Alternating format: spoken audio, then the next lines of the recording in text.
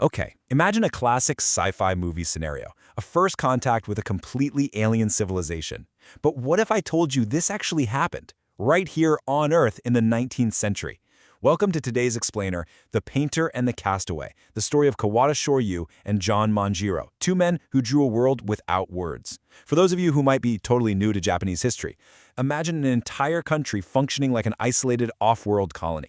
This is the incredible true story of how the outside world finally broke through those walls, not with an invading army, but in a dimly lit room through two men armed with nothing but memories and an ink brush.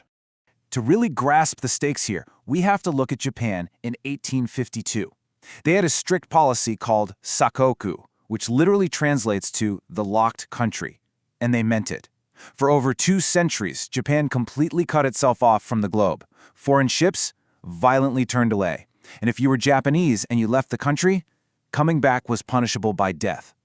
Knowing anything about the outside world was practically a crime. It was a nation deliberately frozen in time, completely ignoring the massive industrial revolutions sweeping the rest of the planet. But defying that terrifying threat of execution, one man secretly slipped back in. His name was Nakahama Manjiro, though his American friends just called him John Man.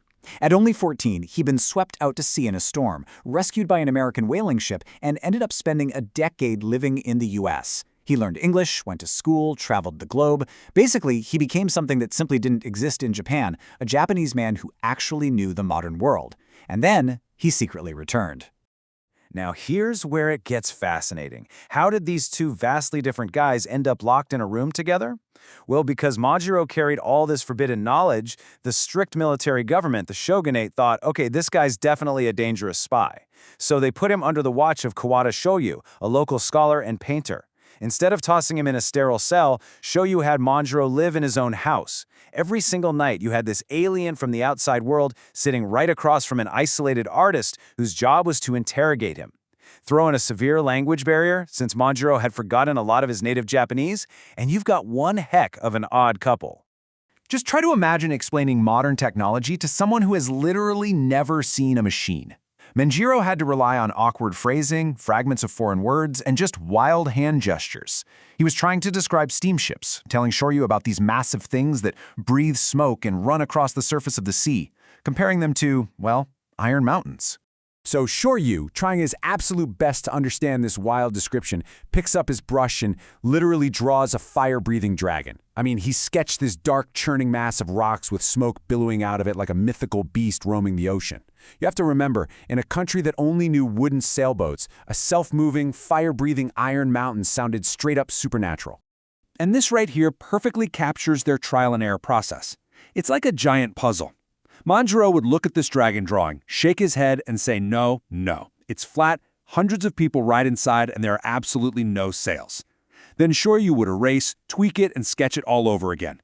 Slowly but surely, through the universal language of art, that mythical beast started looking like an actual machine.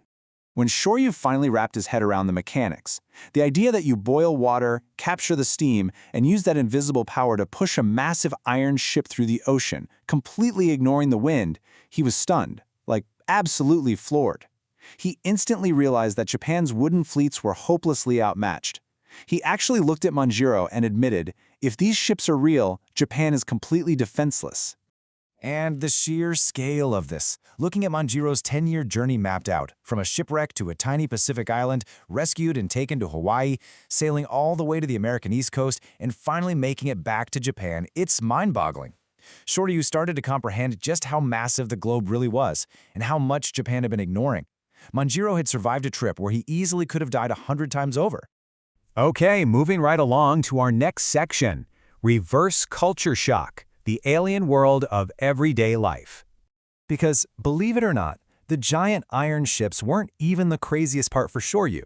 It was the everyday American customs that truly blew his mind. Manjiro described eating bread, which he called white cotton food, slathered in cow's oil. To a culture built around rice, that sounded totally gross and bizarre. But even wilder, chivalry. Manjiro talked about men pulling out chairs for women and standing up when they entered a room. In Japan's rigid, hierarchical society where women were expected to stay a step behind, this sounded completely upside down. Hearing about a place where the traditional roles of host and guest seemed totally reversed really messed with Shoryu's head. If men deferred to women, what about the poor and the rich, or the farmers and the samurai? It was so confusing that he finally had to ask the big question: who exactly is considered important in America? Now this is where things get genuinely terrifying for a man raised in strict feudalism. In Japan, your status was locked in from the second you were born. A samurai was born a samurai, a peasant died a peasant. End of story. But Manjiro explains that in America, regular citizens have an equal vote to choose their leader.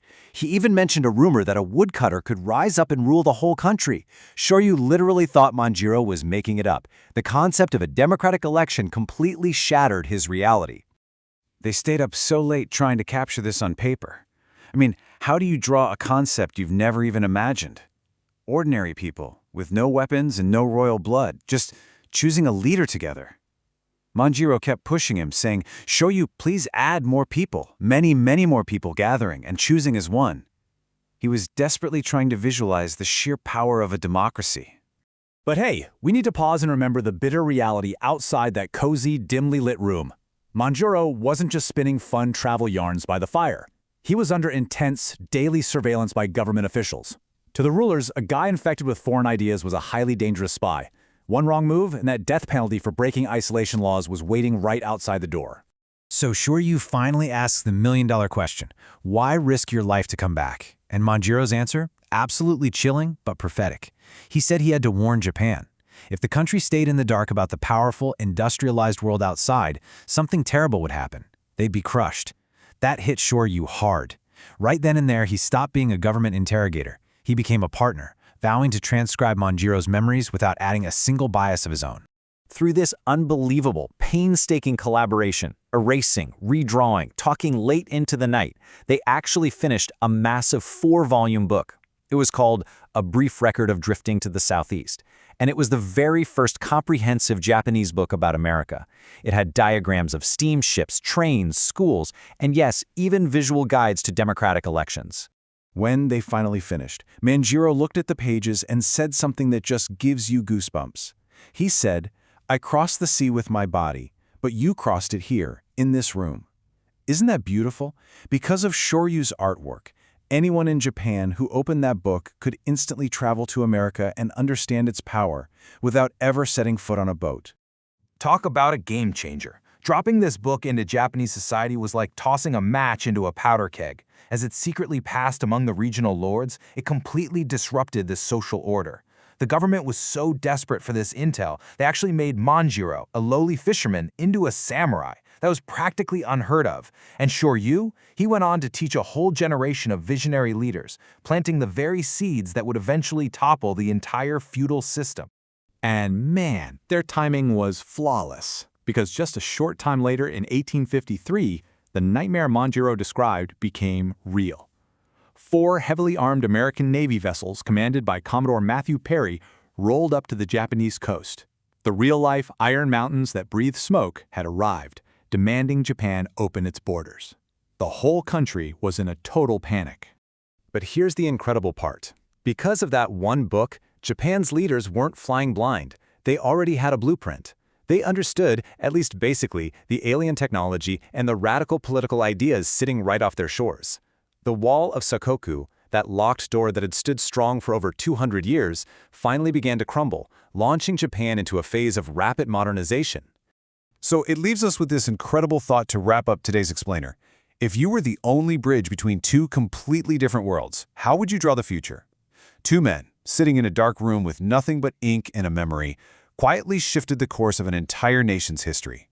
It just goes to show you, sometimes the biggest revolutions don't start on a battlefield. They start with the courage to simply sit down and try to understand something completely alien.